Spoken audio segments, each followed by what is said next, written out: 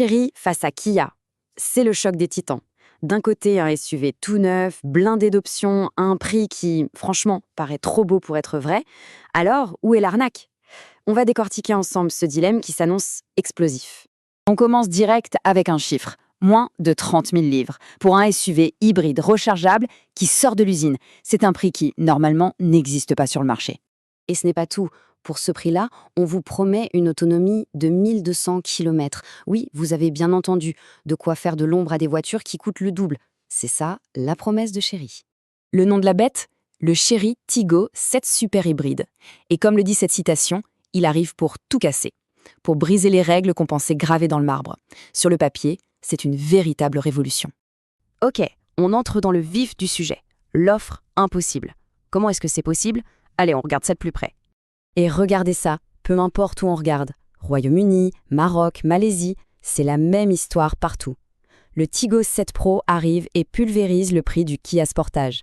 La stratégie est claire, nette et ultra agressive. Bon, on pourrait se dire moins cher, donc moins bien équipé. Logique, non? Eh bien, pas du tout. C'est là que ça devient vraiment intéressant. Chery ne fait aucun compromis. Au contraire. Niveau moteur, c'est un chaos technique. Le Chery met une claque au Kia en termes de puissance et de coupe. Et la version hybride, on parle d'une puissance qui ridiculise certaines sportives. C'est juste énorme. Et ça résume tout parfaitement. Chez Chery, c'est la totale, dès le modèle de base. Double écran, recharge sans fil, caméra 360, tout y est. Pendant ce temps, chez Kia, pour avoir la même chose, il faut sortir le portefeuille et monter en gamme. Deux philosophies complètement opposées. Et la liste est longue, attention. Écran incurvé, système audio Sony, toit panoramique, siège chauffant et ventilé. On parle d'équipements qu'on trouve normalement chez les marques premium. Tout est là, de série ou presque. Et la sécurité dans tout ça? La question cruciale.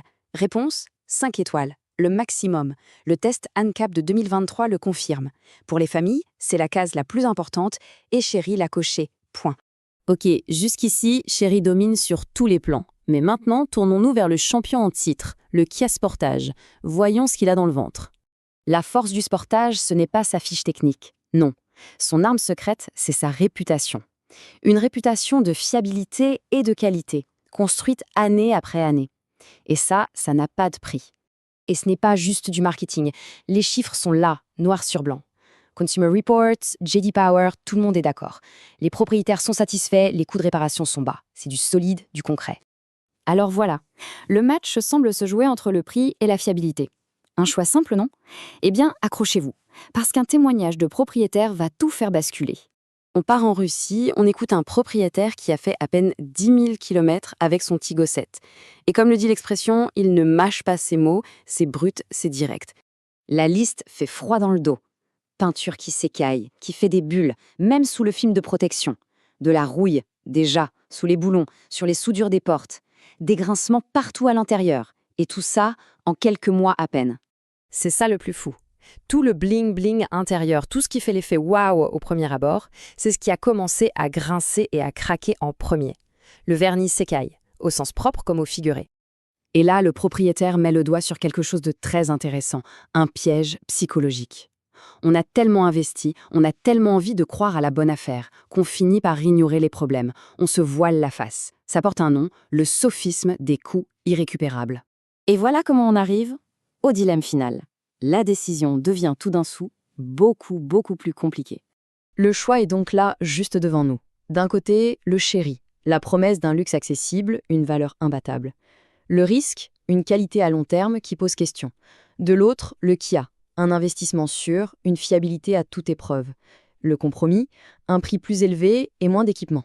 Ce n'est plus une fiche technique, c'est la perfection sur le papier contre l'épreuve du temps. La question finale, c'est celle-ci. Est-ce que cette valeur qui semble incroyable vaut le coup de prendre un risque sur le long terme? Faut-il parier sur la promesse ou investir dans la certitude? La réponse, eh bien, elle n'appartient qu'à la personne qui signe le chèque.